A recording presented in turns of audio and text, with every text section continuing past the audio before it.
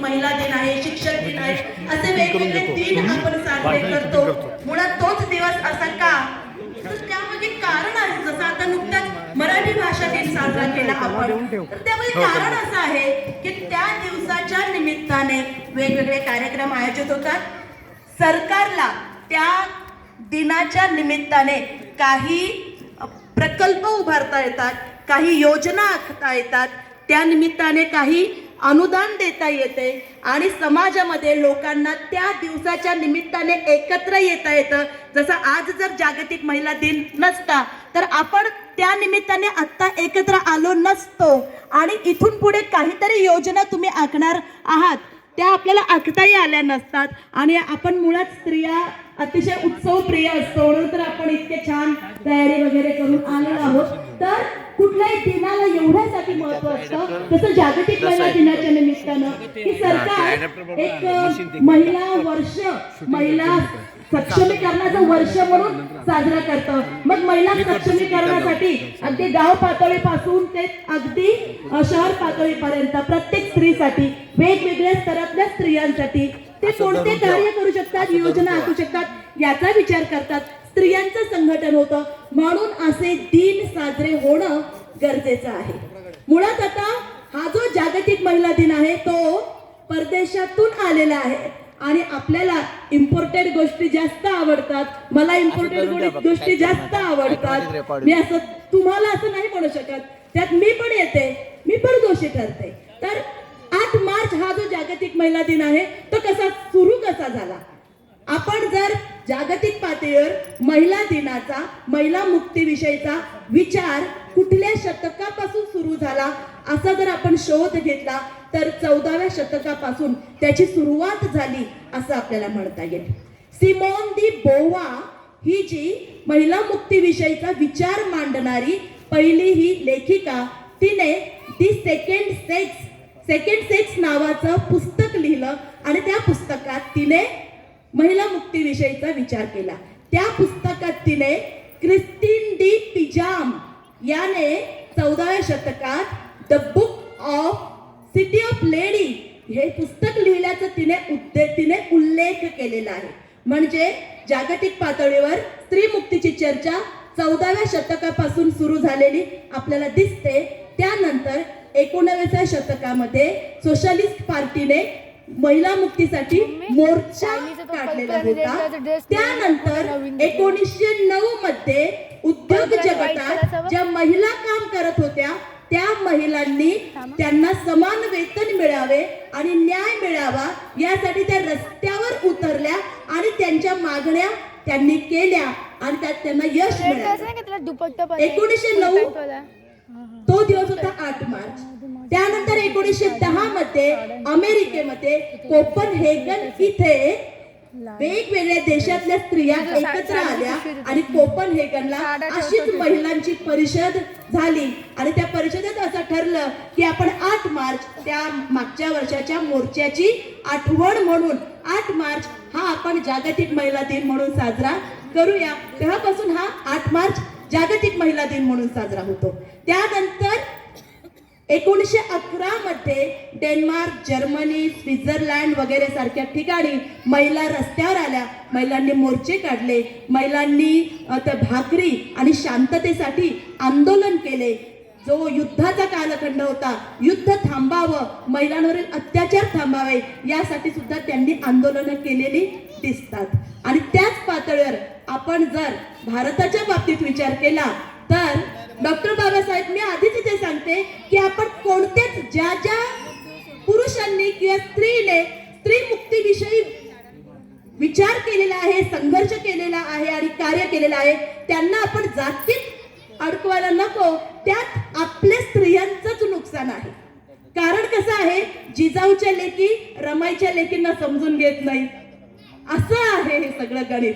आणि इथली जी पुरुष प्रधान संस्कृती आणि व्यवस्था आहे ती स्त्रियांना जातीच्या बंधनात वेगळं ठेवण्यातच त्यांचं भलं आहे. म्हणून आपण असे वेगवेगळ्या जातीत विखुरलेलो आहोत.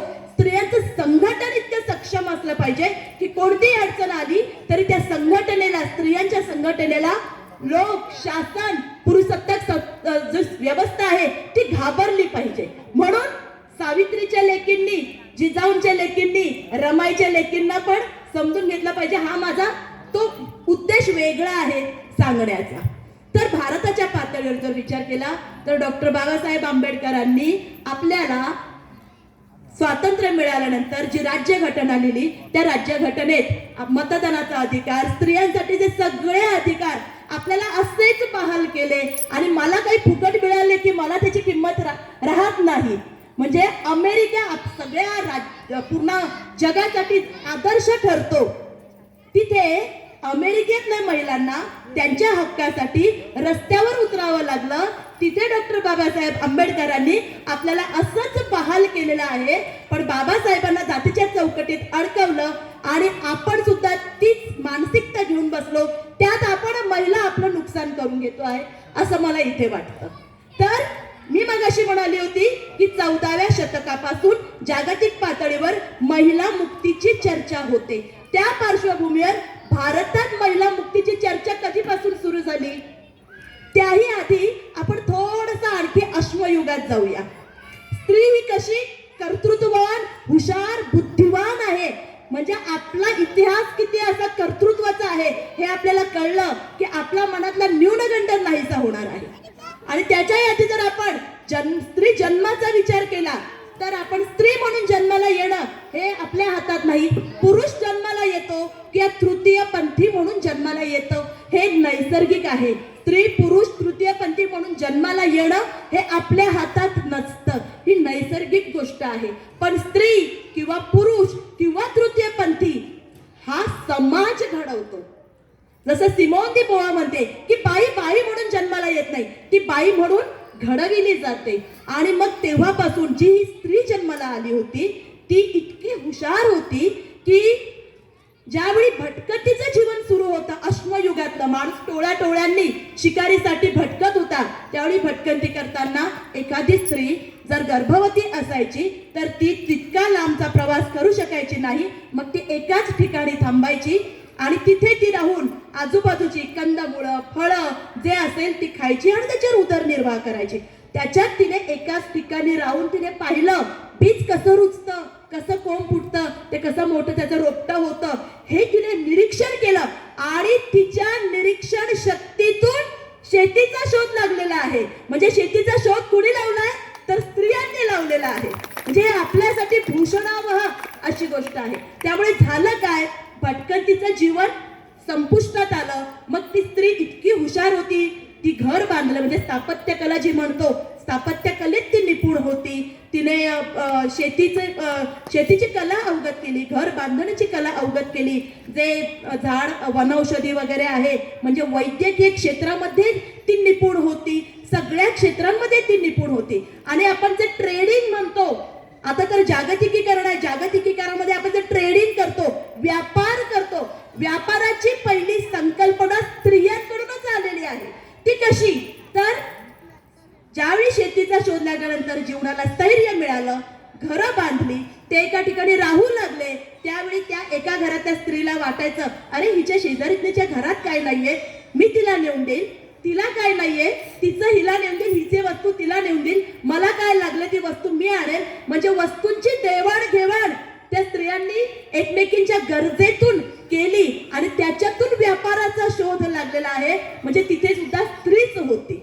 आणि पुढे घडलं काय नेमकं मग, म्हणजे ही मातृसत्ताक कुटुंब पद्धती त्यावेळी होती. आणि मग ही सगळी कामं महिला करत होत्या आणि पुरुष शिकारीसाठी जात होता. शिकारीसाठी जाताना त्याने शस्त्रांचा शोध लावला आणि शस्त्रांचा शोध लावल्यानंतर या शस्त्रांच्या शोधावर त्याने स्वतःचा मालकी हक्क सांगण्यासाठी जे काही तो कमवून आणत असे, मिळून आणत असे, त्या मालकी हक्कासाठी त्याने त्या शस्त्रांचा आधार घेतला आणि स्त्रियांना बंधनात टाकण्याचा प्रयत्न केला. मग ती जगातली कोणतीही स्त्री असो. आणि मग आता पुन्हा भारताच्या बाबतीत जर आपण विचार केला तर ही जी स्त्री मुक्ती आहे जागतिक पातळीवर 14व्या शतकापासून त्याची सुरुवात झाली. मग भारतात स्त्री मुक्ती कधीपासून सुरू झाली? आपण फार तर फार विचार करू शकतो 200 वर्षांपूर्वीपासून. म्हणजे सावित्रीबाई फुले आपण त्यांचा एक इथे प्रतिमा लावलेलीच आहे. त्यांनी तर निश्चितच संघर्ष केलेला आहे, ही निर्विवाद गोष्ट आहे. परंतु स्त्री मुक्तीचा भारतातला इतिहास परदेशासारखा 14 शतकापर्यंतच नाही, तर तिथूनही आपल्याला खूप मागे नेता येतो. मागे म्हणजे नेमका किती, 2500 वर्ष मागे नेता येतो. कुणी ही स्त्री मुक्ती मांडली किंवा विचार केला किंवा कार्य केलं, तर ती एक साधारण अशी महिला नव्हती, तर ती एक सम्राज्ञी होती. आणि त्या सम्राज्ञीचं नाव होतं महाप्रजापती गौतमी. पुन्हा आपल्याला त्यांना जातीत अडकवायचं नाही. जिजामाता, रमाई, सावित्रीबाई फुले, अहिल्याबाई होळकर, ताराबाई शिंदे, कुणालाही आपल्याला जातीत अडकवायचं नाहीये. तर या महाप्रजापतीचं बौद्ध शासन होतं. त्या बौद्ध शासनात म्हणजे गौतम बुद्धांच्या माता की ज्यांनी त्यांचं पालन पोषण केलं. ज्यावेळी सिद्धार्थाला बुद्धत्वाची प्राप्ती झाली, त्यानंतर महाप्रजापती म्हणजे राणी आहे इतका, म्हणजे आपण महिला आपल्याला दागदागिन्यांची हौस असते, कपड्या लत्त्याची हौस असते आपल्याला, आणि ती तर युवराज्ञी अशी ती महाप्रजापती होती. त्यांनी सगळ्या वस्त्र जे आभूषणे होती त्याचा त्याग केला, उंची वस्त्राचा त्याग करून काशाय वस्त्र धारण केली. आपल्याला केसांची आवड असते, केसांचं मुंडन केलं. आपल्या सोबत 500 महिला घेतल्या. म्हणजे स्त्री म्हणजे महिलांचं पहिलं संघटन कुणी केलं असेल तर महाप्रजापती यांनी केलेलं असेल. आपल्या सोबत 500 महिला त्यांनी घेतल्या आणि त्या गौतम बुद्धांकडे गेल्या. कितीतरी किलोमीटरचा प्रवास त्यांनी केला, अनवाणी केला. पायांना अगदी जखमा झाल्या, रक्ताळले. अगदी गावोगावी रस्त्यांवरती त्या 500 महिला रस्त्यांवरती झोपून गावी मुक्काम करून रात्रीचा पुन्हा प्रवास. अशा पद्धतीने 500 महिला गौतम बुद्धांपर्यंत गेल्या. का तर भिक्खू संघात आम्हाला महिलांना स्थान द्या हे सांगण्यासाठी. म्हणजे भिक्खू संघात महिलांना स्थान देण्यासाठी जी पहिली क्रांती केली, म्हणजे जगात ज्या क्रांत्या झाल्या महिलांच्या, त्या जगातल्या पहिली क्रांतिकारक कोण आहेत तर त्या महाप्रजापती गौतमी आहेत. इतका समृद्ध इतिहास आपल्याला मिळालेला आहे. पण मगाशी मी उल्लेख केला त्याप्रमाणे मला इम्पॉर्टंट गोष्टी आवडतात, कारण जागतिक पातळीवर ज्यावेळी महिला मुक्तीविषयीची चर्चा सुरू झाली त्यावेळी भारताने या चर्चेत उडी घेतली आणि मग हा महिला मुक्ती दिन आपण साजरा करू लागलो. आणि हा इतिहास 2500 वर्षांपूर्वीचा आहे. आपल्याकडे 200 वर्षांपूर्वीचा इतिहास दडवला जातो. 200 वर्षांपूर्वीचा सावित्रीबाई फुलेंचा किंवा आसपासचा हा सगळा इतिहास तो दडवला गेला, तर 2500 वर्षांपूर्वीचा इतिहास दडवणं अवघड गोष्ट नव्हती. कारण इतिहास लिहिणारी पुरुष सत्ताक व्यवस्था होती. पुरुष सत्ताक व्यवस्थेची एक आपण संकल्पना आधी स्पष्ट करून देऊया. पुरुष सत्ताक व्यवस्था म्हणजे आपले दुश्मन पुरुष आहेत असं मुळीच नाही. जे स्त्री पुरुष समानतेच्या विरोधात आहेत ते पुरुष सत्ताक समाज व्यवस्थेचे पुजारी आहेत. कारण बरेचसे पुरुष स्त्री पुरुष समानता मानतातच ना, मग आपण त्यांना पुरुष सत्ताक समाज व्यवस्थेत तिथे आपण दुश्मन या आपण त्या गटामध्ये नेऊन ठेवू शकत नाही. बऱ्याच स्त्रियांमध्ये पण पुरुष सत्ताक व्यवस्था असते आणि पुरुषांमध्ये पण असते. आणि असं जर असतं की आपले दुश्मन पुरुषच आहे, असं जर असतं तर कितीतरी महापुरुष आहेत आपले की ज्यांनी स्त्री समानतेसाठी काम केलेलं आहे. त्यामुळे पुरुष प्रधान समाज व्यवस्था याची संकल्पना आपल्याला आधी नीट समजून घेणं गरजेचं आहे. तर हा जो 2500 वर्षांपूर्वीचा इतिहास होता तो दडवला. तो दडवण्यामागे कारण होतं पुरुष प्रधान संस्कृतीने हा इतिहास लिहिला. त्यामुळे त्यांना जे वाटलं ते लिहिलं, त्यांना जे नाही लिहावं असं वाटलं ते त्यांनी नाही लिहिलं. आणि त्यांना याच्यात स्त्रियांचं कर्तृत्व जिथे दडवता आलं, लपवता आलं ते लपवलं, आणि जिथे लपवता नाही आलं ते त्यांनी विकृत केलं. जसं माता जिजाऊ यांना आपण एकाच याच्यात की आदर्श माता, आदर्श पत्नी, त्या बाहेर जिजाऊंचं कार्य नाही का? तर म्हणजे काय, इनडायरेक्टली त्याची मागची एक भूमिका अशी आहे की स्त्रियांनी कसं राहावं, आदर्श माता आणि आदर्श पत्नी म्हणूनच राहावं. अगदी अहिल्याबाई होळकर ज्यांनी जगातली पहिली महिलांची फौज तयार केली, त्या अहिल्याबाई होळकरांच्या हाती पिंड दिली आणि त्यांना फक्त धार्मिक कार्यापुरतं त्यांचं कर्तृत्व सीमित केलं. अशा या महिलांचं जे कार्य आहे जिथे लपवता आलं नाही तिथे विकृत केलेलं आपल्याला दिसून येत आहे. म्हणून ज्यावेळी आपण जागतिक महिला दिन साजरा करतो त्याच वेळी भारताच्या पातळीवर सुद्धा अगदी 2500 वर्षांपूर्वीपासूनची आपल्याकडे परंपरा आहे आणि तो कालखंड जो होता तो बुद्ध कालखंड होता. आणि कधी पण समाजात क्रांती घडून येत असते त्या क्रांतीला प्रत्युत्तर म्हणून प्रतिक्रांती घडून येत असते आणि अशी क्रांती प्रतिक्रांती क्रांती प्रतिक्रांती घडून येत असते. पहिलं जे बुद्ध शासन होतं त्यात महिलांना समान स्थान होतं. म्हणजे जगात जिथे जिथे महिलांवर अत्याचार होत होते समानता नव्हती. अमेरिकेसारख्या राष्ट्रामध्ये त्यावेळी भारतामध्ये स्त्रियांना समानता होती. ती होती क्रांती. बुद्ध काळातली ती होती क्रांती. आणि त्यानंतर ही जी स्त्री होती ती वादविवादपटू होती. ती उत्तम म्हणजे सगळ्या ज्ञानामध्ये ती निष्णात अशी होती. आणि ती अचानक बुद्ध कशी झाली, ती अचानक बुद्ध कशी ठरवण्यात आली. तिला जितकं स्वातंत्र्य होतं तिचं स्वातंत्र्य नंतर मर्यादित करण्यात आलं ते मनुस्मृतीच्या माध्यमातून. आणि सगळे स्वातंत्र्य हिरावले गेले आणि मनुस्मृतीमध्ये ती तयार करून तिच्यावर सगळी बंधनं घालण्यात आली. ती झाली प्रतिक्रांती. त्या मनुस्मृतीमध्ये सगळ्या गोष्टी आपल्याला माहिती आहे. सतीदानाची प्रथा होती, बालविवाह होता, बालाजरठ विवाह होता, शिक्षणाला बंदी होती. म्हणजे सगळी बंधने तिच्यावर होती. आणि ही क्रांती प्रतिक्रांती तिला पुन्हा क्रांती जी घडून आलेली आहे ती आपण सारे जाणतोच. अगदी मोहम्मद तुघलक, त्याच्यानंतर अल्लाउद्दीन खिलजी, मोहम्मद तुघलक जो मुस्लिम राजा, आपण पुन्हा धर्मात आणि जाती जातीमध्ये आपण मुद्दाम आपल्याला विभागलं गेलेलं आहे.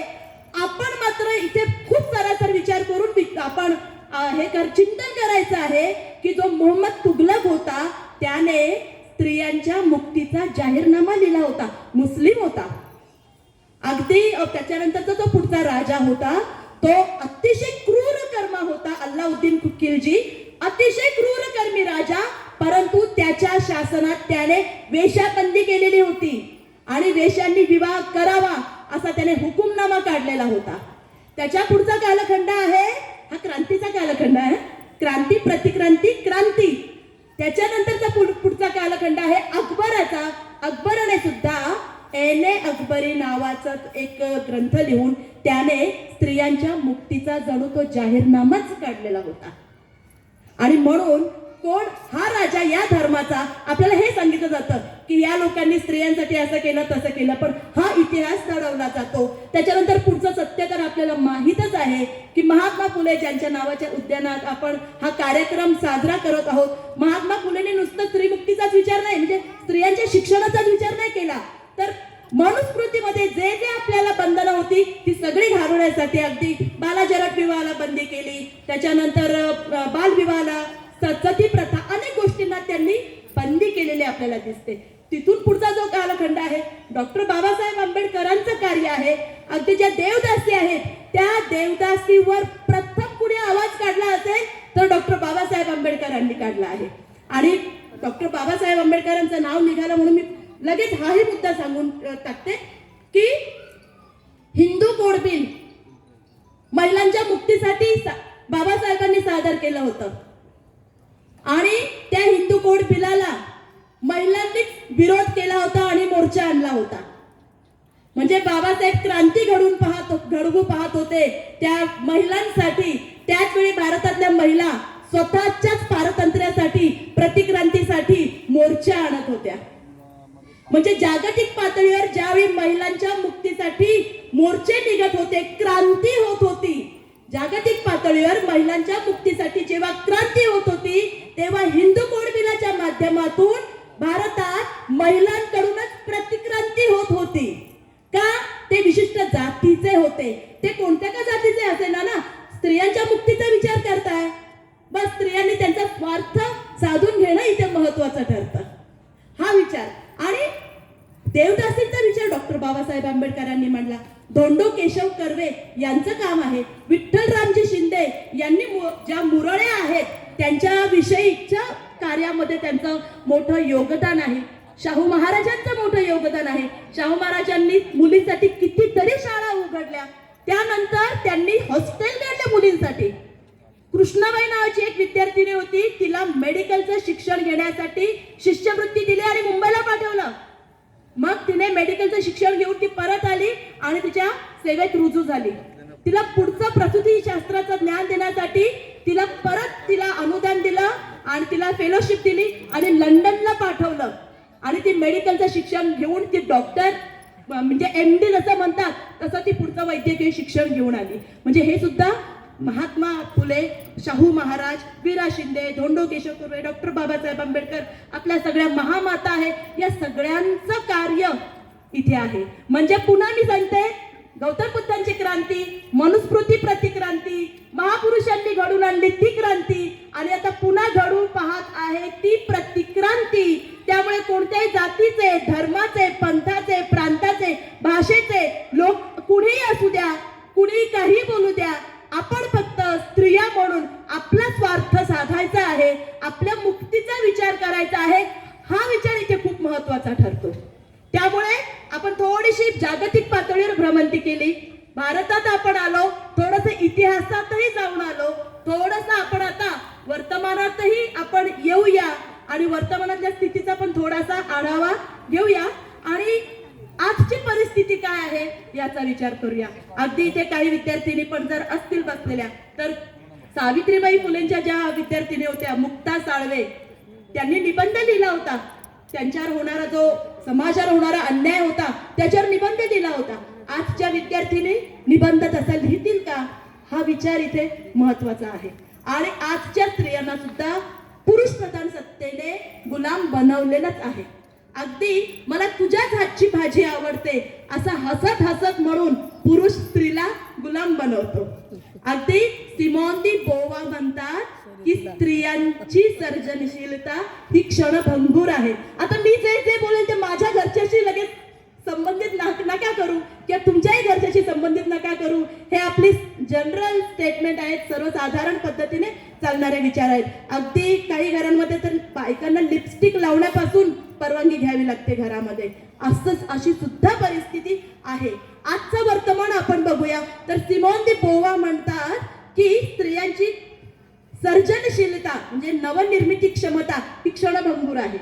कशी तर 2 तास खपून आपण स्वयंपाक करतो, तो 15 मिनिटात संपतो. तासभर खपून आपण फरची पुसतो, बाहेरून मुलं मातीचे पाय घेऊन आले की ते 5 मिनिटात खराब होते. म्हणजे पुरुष प्रधान समाज व्यवस्था आपला वेळ खाते, आपला वेळ खाते अक्षरशः. म्हणजे हे काळभक्षक आहेत. आणि ही क्षणभंगूर सर्जनशीलता त्याच पार्श्वभूमीवर विचार केला तर पुरुषांची सर्जनशीलता कशी आहे, त्यांनाही कोणतीच कामं नसतात, त्यावेळी ते संशोधन करतात, लेखन करतात, तंत्रज्ञानात प्रगती करतात. म्हणून इतिहासात आपण जर बघितलं की कुणी कुणी संशोधन केलंय, विज्ञानात, तंत्रज्ञानात, लेखनात, तत्वज्ञानात सगळी पुरुषांची नावं आपल्याला दिसतात, स्त्रियांची नावं दिसत नाही, कारण आपल्याला कामात अडकवून ठेवलेलं आहे. अगदी लेनिन बोलतो, जोपर्यंत स्त्रियांची घरकामापासून मुक्ती होत नाही तोपर्यंत स्त्रियांची मुक्ती होणार नाही, स्त्रियांची प्रगती होणार नाही. जसं काम से आने के बाद काम पे लगती है नारी, बाहेरून कामावरून आली की घरी लगेच ती कामाला लागते, असं आहे हे.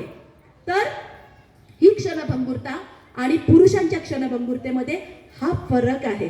लेनिन म्हणतो, सिमोन दी बोवा म्हणते, बाई माणूस या पुस्तकात सुद्धा करुणा गोखले. आता तुम्ही म्हणाला गोखले आणि ही सगळी आडनावं, आपल्याला नावं आडनावं अशी काही नाही आपल्याला घेणं देणं. जी व्यक्ती स्त्रीमुक्तीचा विचार करते ती आपली, जी व्यक्ती स्त्रीमुक्तीच्या विरोधात विचार करते ती आपली नाही. इथे आज आपल्या पत्रकार भगिनी प्रश्न विचारते काही, त्यावेळी तिला आधी टिकली लाव मग बोल माझ्याशी, ते आपले नाही. जे स्त्रीमुक्तीच्या विरोधात असतील ते आपले नाही. तर करुणा गोखले बाई माणूस या पुस्तकात असं म्हणतात की स्त्रीने लग्न केलेच पाहिजे असं बंधन आहे, तिने मुलांना जन्म दिलाच पाहिजे, तिने सासरची सेवा केलीच पाहिजे, हे सारी बंधनं स्त्रियांवर घातलेली आहे. आणि मग तिने म्हणजे कुणाकडून सेवा करून घेणं हा कुणाचा हक्क असूच शकत नाही. ती जर सेवा करत असेल तर तो तिचा मोठेपणा झाला.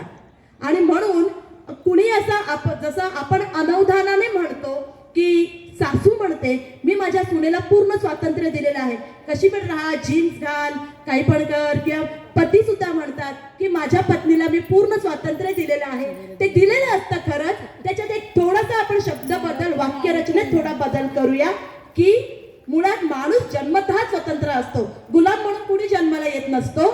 माणूस जन्मतः स्वतंत्र असतो आणि स्वातंत्र्य देणारा आपण कोणीच नसतो.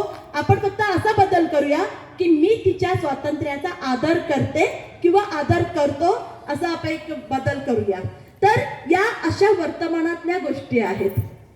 आणि अगदी आपण शिक्षित आहोत, खूप चांगलं जीवन जगतो आहोत, हा सगळा खर्च करतो, आपण इतके छान पेहराव करतो, त्याच वेळी आपल्या भगिनी ज्या आहेत त्या अतिशय तळागाळातल्या वातावरणात किंवा परिस्थितीत किंवा गरिबीत जगता आहेत. त्यांच्यासाठी आपण काही करू शकतो का, हा विचार करणं सुद्धा गरजेचं आहे. आपल्या अवतीभोवती आपल्याला असं वाटतंय की स्त्री मुक्ती झाली आहे, पण वर्तमानात जर विचार केला, अगदी महाराष्ट्रामध्ये दर 100 मुलींमागे 15 मुली अशा आहेत ज्या 15व्या वर्षी मातृत्वाला सामोरे जात आहेत. महाराष्ट्रात, पुरोगामी महाराष्ट्र जो आपण म्हणतो, त्या महाराष्ट्रात ही गत आहे. अगदी मुंबईत जर विचार केला तर मुंबईमध्ये 15व्या वर्षी लग्न झालेल्या मुली त्यांची संख्या 21,000च्या वरती आहे. हा युनेस्कोचा अहवाल आहे. आणि कोरोनामध्ये जवळपास 21 लाखाच्या वर विद्यार्थी, मुलं आणि मुली शिक्षणाच्या परिघाबाहेर गेले होते. अर्थात ती तुमची आमची मुलं नव्हती, गोरगरीब वंचितांचीच मुलं होती. कोरोनाच्या आधीच 4 लाख मुली शिक्षणाच्या परिघाबाहेर होत्या. मग कोरोनात तर ते काही विचार करण्याचाच हे नाही. अगदी त्या ग्रामीण भागातल्या महिला आहेत ज्या शेतकरी होत्या, शेती पिकत नाहीये म्हटल्यावर त्यांना शेतीवर मजुरी करावी लागते. मजुरीवर भागत नाही म्हटल्यानंतर वयाच्या अगदी 15-16 वर्षातच त्यांना घरकामगार म्हणून शहरात यावं लागतं आहे. शहरात त्या मोलकरणीचं काम करतायत, मोलकरीचं काम करताना भागत नाही म्हटल्यानंतर मग पुन्हा त्यांना दुसरी कामं करावी लागत आहेत, कारखान्यात काम करावं लागतंय, कंपनीत काम करावं लागतंय. तिथे पण जागतिकीकरण आहे. जागतिकीकरणात तुम्हाला नोकरीची शाश्वती नाही. त्यानंतर या वीटभर पोटासाठी त्यांना डान्स बार मध्ये सुद्धा काम करावं लागतंय या ग्रामीण भागातल्या महिलांना. आणि त्याच्यानंतर त्यांना शरीर विक्रयच्या व्यवसायाकडे सुद्धा नाईलाजाने वळावं लागतंय. ही परिस्थिती आहे. ही परिस्थिती आपल्या भोवतालची आहे. आणि म्हणून आपण काय करू शकतो या महिलांसाठी, हा सुद्धा विचार करणं खूप खूप महत्वाचं आहे. आणि मला असं वाटतं की आपल्याला जर खऱ्या अर्थाने आपल्या खांद्यावर आपलंच डोकं मेंदू ठेवायचा असेल तर वाचन हा भाग सगळ्यात महत्वाचा ठरतो. कारण सॅम्युअल जॉन्सन असं म्हणतो की जर आपण वाचन केलं नाही तर आपल्याला मेंटल मॅरेस्मस होतो. मेंटल मॅरेस्मस नावाचा आजार होतो. त्यामुळे वाचन करणं गरजेचं आहे. तुम्हाला असं वाटत असेल मी लेक्चरर आहे, मी काय रोजच हेच वर्गात शिकवते, त्यामुळे हिला काय लागतं बोलायला, हे माझ्या सिलेबस मधलं नाहीये, अभ्यासक्रमातलं नाहीये, आमचा अभ्यासक्रम वेगळा आहे, मी जे बोलते ते मी 10 पुस्तकात वाचलं म्हणून मी बोलू शकते. आणि आपण विचार करू शकतो. वाचनाशिवाय पर्याय नाही. आणि आपण जर एक जबाबदार माता किंवा एक गृहिणी किंवा एक नागरिक जर असू तर आपल्याला आपण जर आपल्या मुलाबाळांच्या भवितव्याचा चांगला विचार करत असू तर आपल्याला राजकारणात सहभाग घेणं गरजेचं आहे. कारण कसं आहे, स्त्रियांच्या मतांकडे डोळा पण स्त्री नेतृत्वाकडे कानाडोळा असंही होतं. तर कारण कसं आहे, राजकारणाशी माझा काय संबंध आहे, माझं व्यवस्थित चाललंय, पण तुमची मुलं म्हणजे आपण आपली मुलं जन्माला घालतो त्यानंतर तुमच्या मुलांनी कोणत्या दवाखान्यात उपचार घ्यायचे, कोणत्या शाळेत जायचं, काय सिलेबस शिकायचा आणि काय खायचे, काय पाहायचे, या सगळ्या गोष्टी शासन ठरवतं. आपण रोज नवीन गोष्टी, नवनवीन आदेश आलेले बघतो, नियम निघालेले बघतो, हे शासन ठरवतं. आणि या पार्श्वभूमीवरती आपल्याला सरकारवर दबाव आणू, म्हणजे असं नाहीये आपण सरकार निवडून दिलं म्हणजे आता ते करतील तीच पूर्व दिशा, त्याच्यावर सुद्धा पुन्हा आपण दबाव यंत्र आणून निर्णय प्रक्रिया बदलायला त्यांना भाग पाडू शकतो. त्यामुळे तो दबाव आणण्यासाठी मुळात आपल्याला काय चाललंय ही गोष्ट देखील माहीत असणं खूप गरजेचं आहे. म्हणजे चूल आणि मूल हे जे स्त्रीचं पूर्वीचं क्षेत्र होतं आता फक्त फरक एवढाच पडलेला आहे, चूल मूल नोकरी या एवढ्याच आपण या त्रिकोणात आपण अडकलेलो आहोत. याच्या व्यतिरिक्त राजकारणातला सहभाग महत्वाचा आहे. तो एक पार्ट टाइम जॉब झाला पाहिजे. पार्ट टाइम जॉब म्हणजे हा पेड जॉब नाही, अनपेड जॉब. तुमच्या मुलांच्या भवितव्याच्या इन्व्हेस्टमेंटसाठी सरकारवर दबाव यंत्रणा आणण्यासाठी, कारण महिलांचं संघटन जर इतकं जबरदस्त असतं, आज सावित्रीबाई फुले असत्या तर काय महिला संघटन असतं. अगदी आता सावित्रीबाई फुलेंचा विषय निघाला म्हणून सांगते की त्यांनी सुद्धा पुण्यामध्ये हळदी कुंकू ठेवलं होतं आणि हळदी कुंकूमध्ये ज्या पुण्याचे जे इंग्रज अधिकारी होते, मेन मेयर, त्यांच्या ज्या पत्नी होत्या त्यांना प्रमुख पाहुणे म्हणून बोलावलं आणि सगळ्या जातीच्या महिलांना बोलावलं आणि सांगितलं सगळ्या जातीच्या महिला एकाच मेजमावर बसतील आणि सगळ्यांना हळदी कुंकू लावला जाईल. विधवा कुणी असो सगळ्यांना हळदी कुंकू लावला जाईल. पोतभर तीळ आणि गुळ, पोतभर तीळ आणि चांगली मोठी गुळाची ढेली एवढे असे वाटप केलं होतं तिळगुळाचं. एवढ्या स्त्रिया जमा झालेल्या होत्या आणि त्या काळात 90 रुपये आणि काही पैसे असा खर्च आला होता आणि त्याचीच परिणती म्हणून आपण सगळ्या महिला इथे छानपैकी इथे उपस्थित आहोत. तर आपला मुद्दा होता पुन्हा की राजकारणाचा सहभाग सुद्धा तितकाच महत्वाचा ठरतो.